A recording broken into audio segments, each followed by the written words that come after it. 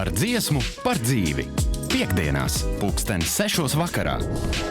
Šīs nedēļas raidījuma viesis – pasaules slavenais aktieris un Tibetas interešu aizstāvis Richards Gere. Richard Gere, a legendary actor and passionate humanitarian, is now here, right now, in this very room. I'm in this room in Riga. In Riga, in the Radio SWH which is one of the most beautiful cities I have ever been in. Oh, this is like a secret paradise here. Oh, you are welcome. You are welcome in Latvia. You are welcome in Riga. Is this your first time? First time, yeah. First time. Yeah. How was your day so far? Well, I woke up very jet-lagged because I went from New York to Oslo, and we did one day and a half of events there, and then last night flew here. Got up this morning and started interviews, and we were in the Parliament and had a nice talk and presentation with MPs there, and with the Foreign Minister, very impressive, and then did some other interview and had a wonderful cappuccino in a very beautiful little cafe in a park. They were surprised. The guys they should tell us where that was. I don't know where it was, but... What was the reaction when you came in? Listen, well, the guy, one of the people taking us around was friends of the owner of the cafe. And he said, "Oh, Mr. Gere." I said, yes. I said, "Oh." As you were getting ready for this trip, was there anything about Latvia that surprised you? I haven't seen enough to be surprised yet, but I mean, one thing was, even when I got to the hotel last night, how happy everyone is. I don't know how this happens, but it's different. Sunny and warm day. That's what they're telling me, because it's sunny. That's not so usual to us. No, but that seems like part of the character of Latvia. It's people are basically happy. Thank you for such good words. What are your expectations from this visit in Riga? One is listening. I just want to know what's going on here. And it's very important for me to know what the agendas are for government in Latvia, but also for the people. Obviously, I'm here for the Tibetan people, for the survival of the Tibetan people. I'm also here to present a caution about China, but everyone seems to know that already. So the whole world is kind of navigating the reality of the gorilla in the room, which is China. The Chinese obviously have a 100-year plan that they're very ahead of. And as Western governments and Western society makes mistakes, especially as we have in the U.S. right now with Trump, as the U.S. withdraws from soft power as well as hard power, China just fills the vacuum. So this is a process for the Chinese of being very patient and thinking of terms the long run. And of course, screening of the film Wisdom of Happiness, a big event for us I don't know if that's played here before. This is the first time? Yes. And I haven't seen the film yet. If you had to describe... Are you going to be there tonight? I will be tonight. Of course, okay, great. Of course. If you had to describe the main message, just one thing about the Wisdom of Happiness, what would it be? Well, I would say it's not just one thing, but His Holiness is continually just talking about basic kindness, a will that we want everyone to be happy. That if that is primary in all of our relations, I wish you happiness. And a kind place in the heart in our relations. That's a huge beginning point, different than what we have now. Now, and the other side of that is responsibility, is that we are responsible for each other. And we are deeply interconnected. That Buddhism says that, but quantum science also says that. In our interior world and our exterior world, we're completely interconnected. And if we start to live our lives with that knowledge, deep inside of us, then obviously we couldn't be hurting each other. We couldn't be speaking badly to each other. We would have enormous generosity and kindness and compassion, empathy, And which world would transform the world. without wars too. Of course. How can you have war with people that are your brothers and sisters? You painted such a beautiful picture, but today's world often seems toward exact opposite. How we can those values initiate it? Well, I think it's acknowledging that we're on the wrong track, acknowledging that the world is very screwed up right now, and it's the most extreme that I've ever seen it. And I'm now the oldest guy in the room, of every room I'm in. And so I've had more experience, and I've never seen it this bad. Certainly in the US, I've never seen it this bad. But without the leadership of America, you see the bad guys taking over. You see what's happening with the Russians, with the Chinese, with Netanyahu. I mean, we see some positive things. Orban has been de-elected, and he's no longer a problem. And hopefully this is a pendulum swing that these kind of authoritarian dictatorship figures, anti-democratic movements, are vanishing. And hopefully it will enlighten us to not allow that to happen again. We fell asleep. We took it for granted, the world that we were in, where people were reasonable and listened to each other. We must wake up, yeah, that's true, thank you. But our radio show, Ar dziesmu par dzīvi, through Life with a Song, has been on the air since very beginning of Radio SWH, through these 3 years, and music has always been at its heart. What role music played in your life? Music is central.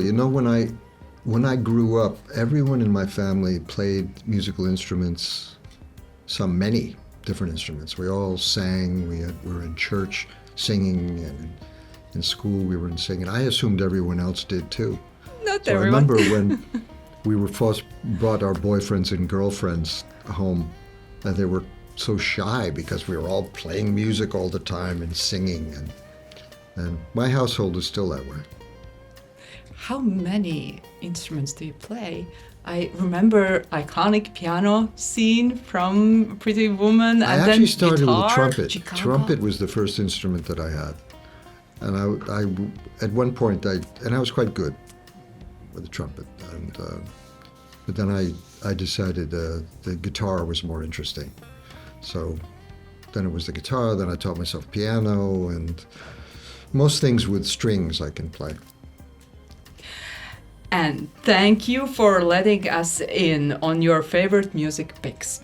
I will just This was share. very spontaneous because I just went bum bum bum bum bum. Dire Straits, the Rolling Stones, Queen, David Bowie, John Lennon, and Bob Dylan. These are one of. Well, this is my era. Oh, The 60s, greatest. 70s was music was everything to me. Can you pick one, the most favorite for you from them all? Over the years, this has been asked of me many times, and in the end, it's always the same one. It's Visions of Johanna by Bob Dylan. Oh, then we will start. And that album, with I think, is still my favorite album, Blonde on Blonde. Are you going to play it now? I'd love to hear it right now. You probably don't even know that song. You guys are so young, you've never heard that. Visions of Johanna. No? We know who Bob Dylan is, But not that song. That's true. Which country do you call home now? Well, we're back in America now. We were in Spain for a while. My wife is Spanish, and we were there. Our two sons are 6 and 7 years old. They're bilingual, and but we moved back to the U.S. Why? It was mostly schools, to tell you the truth, is that we felt the schools were more fitted for our kids. Not necessarily better, but they were a better fit for our kids. Mm-hmm. But what do you enjoy about living in Europe, in Spain? It was whole year. It's a long time. Well, we were in Spain a lot, My wife and I met in Positano in Italy. I heard. She didn't know you. no idea who it was, It's so... which was perfect. Yes. So it was just a man and a woman meeting. I can't believe that she... So that was wonderful. But Europe it's a different feel, obviously. I mean, I feel Riga is a very European feel to it. I could see when I woke up this morning and I opened up the curtains in the hotel and it was on the park. And the way people were walking through the park and enjoying the sun, and everyone seemed very happy and very loose and very free-spirited. But that's a very European feel. New York is quite different. New York there's a lot of energy in New York, but it's very directed. It's kind of a get on with it kind of energy. And which energy do you like better? I like both. I like accomplishing things, but I also like things very calm and easy and great food and yeah. And what do you think your family gained from both culture, your sons? What do they gain? We talk about it a lot. The bilingual thing is very important because language is very connected to culture. That's true. And even the sound of Spanish, of the Spanish from Spain, is different than the Spanish from South America.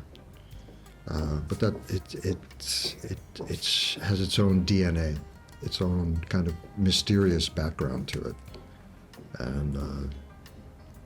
and that power is complex. The same way that the English language, and the English language is spoken in England, and the English language is spoken in America, it's different, has a different energy, a different rhythm to it, different essence. So, our sons are growing up with both of these complex cultural DNAs. Do you know Spanish? Do you know Spanish? A little bit. Enough I can fake a little bit here and there. My wife is upset with me because I don't speak very well. You became world famous very early in your career, and yet around that same time you started to travel to India, to Nepal, and eventually embraced Tibetan Buddhism. Well, many people would see the fame, the money, the admiration and success as the ultimate goal. You seem to be searching something more. What were you What were you looking for?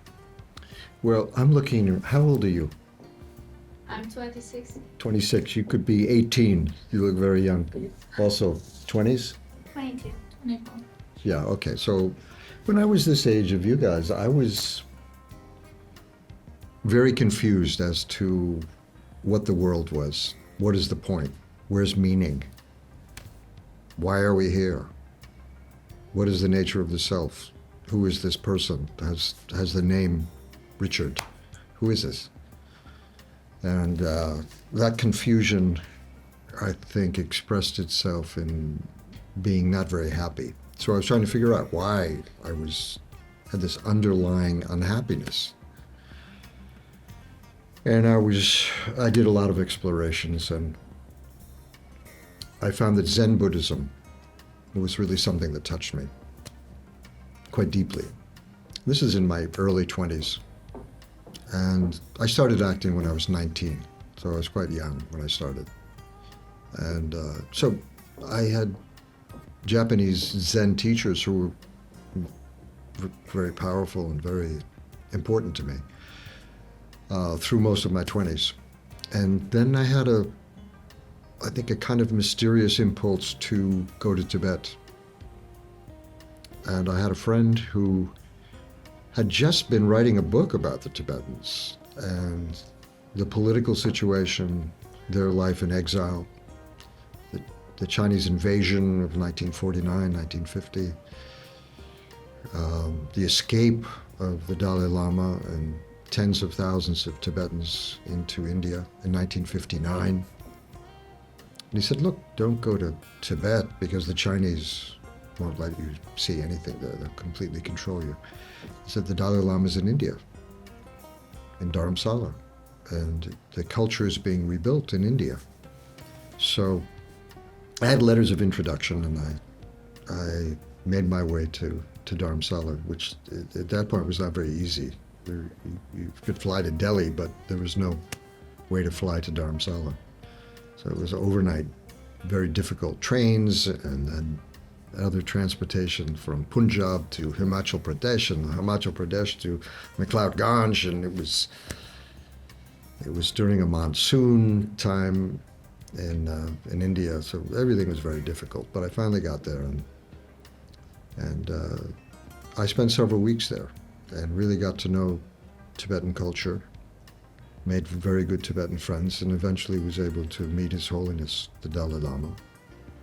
And I felt an immediate connection there, and that has been my life ever since. What was it about the Dalai Lama that had such a powerful impact on you? Well, it was very quiet. It wasn't like a tsunami. It was very quiet and very easy. It's very rare to be in the presence of someone who doesn't want anything for themselves. It's all about you. Basically, how can I help? What can I do for you? And from the Dalai Lama's point of view, is how can I remove your suffering? How can I guide you through this craziness that you've become habituated to?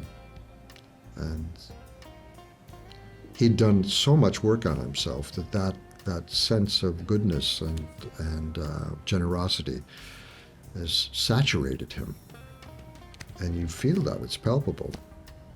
And you feel the kind of armoring that we all have kind of slip away. You feel safe. The film that you're going to see tonight, Wisdom of Happiness, is pretty extraordinary because it has this footage of His Holiness speaking directly into the camera. So he's looking right at us. This is the first time that's ever happened, and it won't happen again. So this is unique. The hour and 25 minutes of this film, I think you really get a sense of what I experienced the first time meeting the Dalai Lama. Oh, inspiring. In 1993, at Academy Awards, you spoke out about Tibet. And looking back, do you see that moment as something that changed your life, your career? No, it was part of the flow of who I am as a human being. I had never seen it before, and I was just at a human rights event in Oslo, and they played that. Yeah. And they didn't tell me they were going to do it. They just played that, and there I was in 1993, I guess. Yes. It was. Long hair down to here, dark hair, and quite naive. And a kind of open naivete that I hope I haven't lost at this age. But what I said there was kind of pure, actually, in which I wasn't condemning the Chinese. It was acknowledging the truth of the invasion, the truth of the human rights abuses, the truth of the possible extinction of an extraordinary wisdom culture. But at the same time acknowledging that Deng Xiaoping, who was running China at that time, also is a human being who has children, has grandchildren, and it's possible for all of us to change. And I was actually calling upon the billions people who were watching the Academy Awards to engage mentally with Deng Xiaoping and just pray for his sanity, that he could change the policies against his own people, but certainly against Tibetans. Is it true that you were banned from Academy ceremonies? Yeah, but it's not a big deal. And is it affected your career? It's big box not offices? Really. I mean, I still work all the time. I still do what I want to do. Maybe that was the point where you liberated yourself from doing something not so meaningful. I don't think there was any particular change that way, but I think it had enormous effect on the Tibetans that someone was speaking for them and from in the a stage. Public forum like that, in a vast public forum. But to how- feel that they had friends in the world who would stand up for them. And influential friends. Yeah, they had access to media. Yeah, that's true. And how did you stay connected to your spiritual beliefs, working in an industry which focuses often to image, fame, not inner values? It's just a job. You know, my son is just starting an acting career now. And I keep telling him the same thing. Look, there's all kinds of crazy forces around this, but it's a job. It's a very good job. We tell stories, you know, and I think there's a childlike innocence to what we do of telling stories. And I'm very grateful to be able to do that and still do it. You know, I just worked on 2 or 3 projects in the last 6 months. I'm starting another one in a few weeks. I didn't expect at this time of my life that I would still be telling stories, but I'm still enjoying it, and I still have the capability. People often ask me this question about Hollywood like it's some special place, but it's not. It's the same. It's just being watched more carefully. But it's the same thing. Everyone has their fears, everyone has their delights and their joys. Everyone deals with anger and hatred and jealousy and envy and all these things, whether they're a movie star or they're the person who sweeps the floor. It's the same. You know, the difference is very minute, but that the same issues that I deal with are the same issues you deal with, or anyone who's listening to this right now. It's the same stuff. We're dealing with the nature of our own minds and hearts. And film Wisdom of Happiness can help us to manage our angers or He talks about emotions. it in this, yeah. Yeah. And I think I've screened this film all over the world in completely different cultures. And the feeling in the house is the same.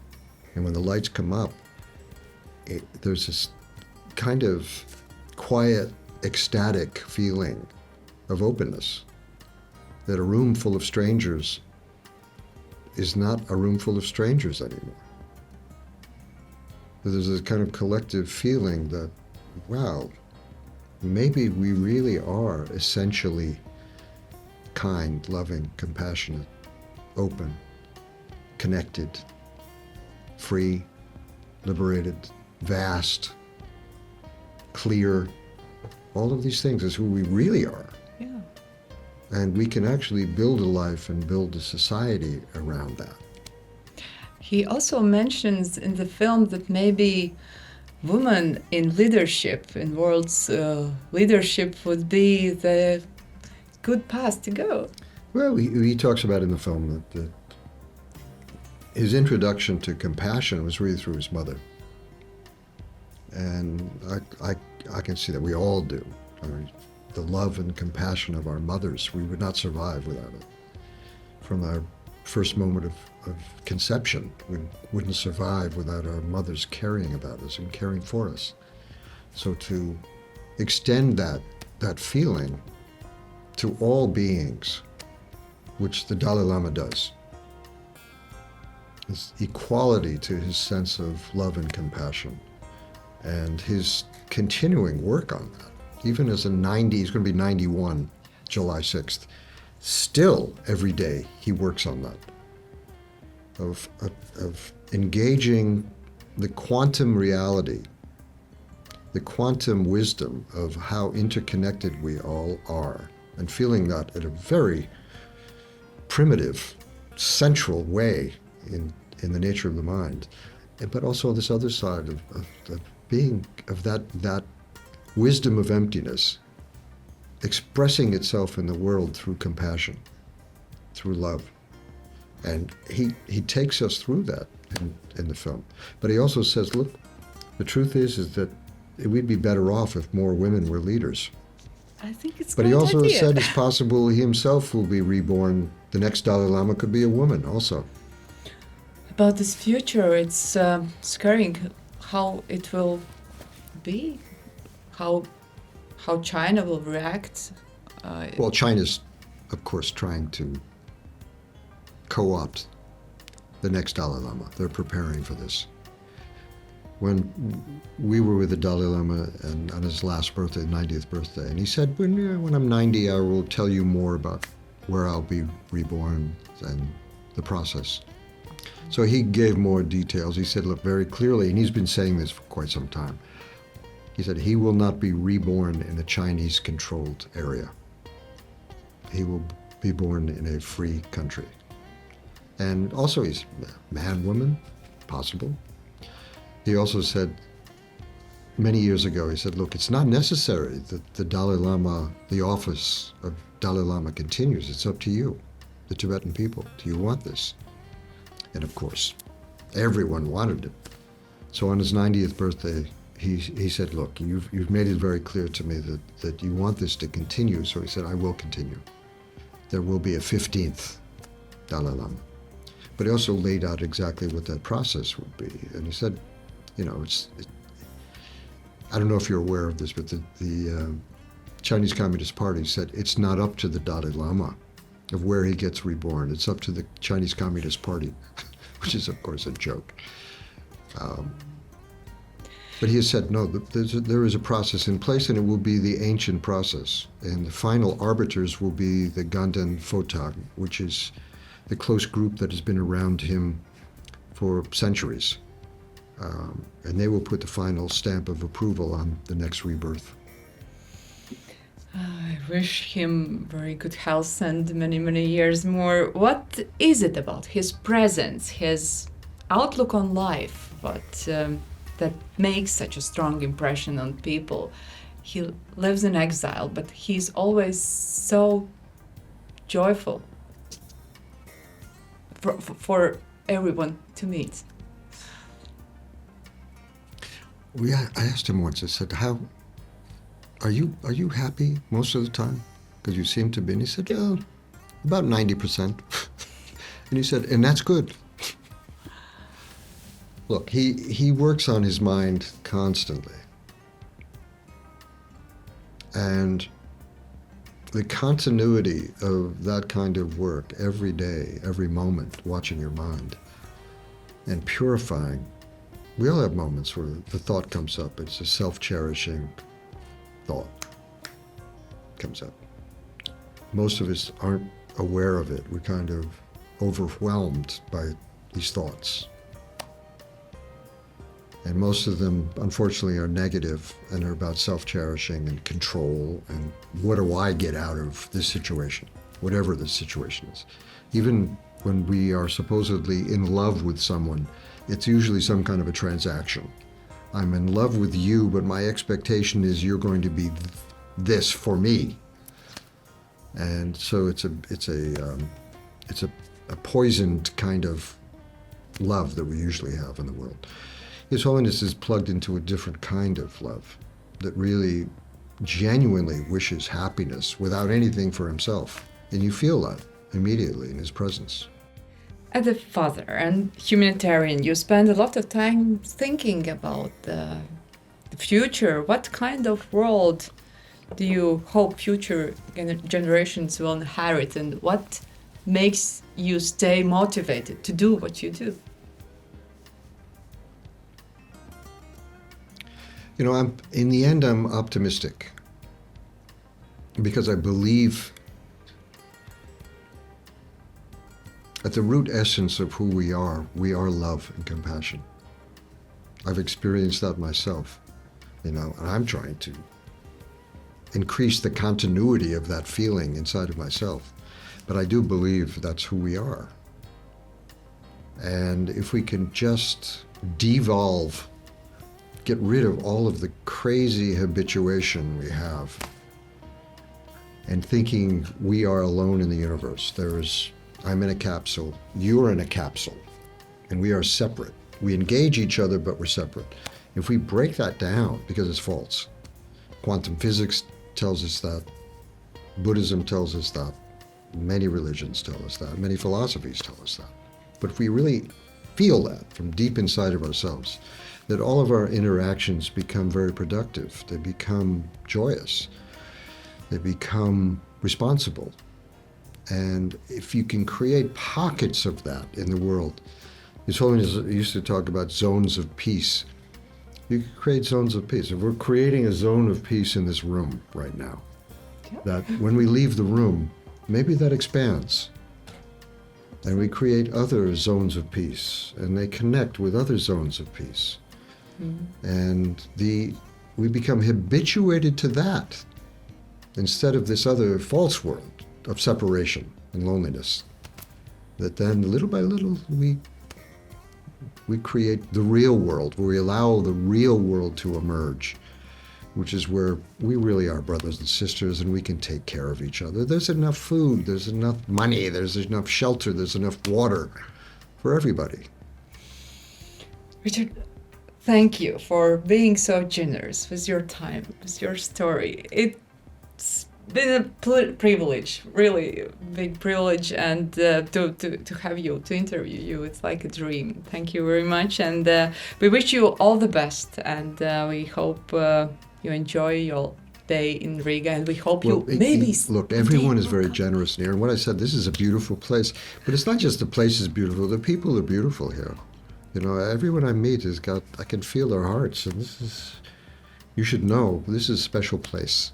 You should come with family too. I know. I had the thought of myself, maybe I should move to Riga. It's so beautiful and everyone's so nice. Welcome. We would be very, very happy. But I ask the audience now listening to this, don't forget Tibet. Don't forget our Tibetan brothers and sisters. So there really is a cultural genocide that's going on now. And you know, I had journalist friends of mine say, it's easier to get into North Korea than it is to get into Tibet and tell the story of what's going on there. The Communist Party has so locked it up. Now they're taking children away. They've tried everything, but now 3, 4-year-old, 5-year-old kids are being taken away to colonial boarding schools and told that their culture is bad, their language is bad, and turning them into their idea of Han Chinese. So please think of them.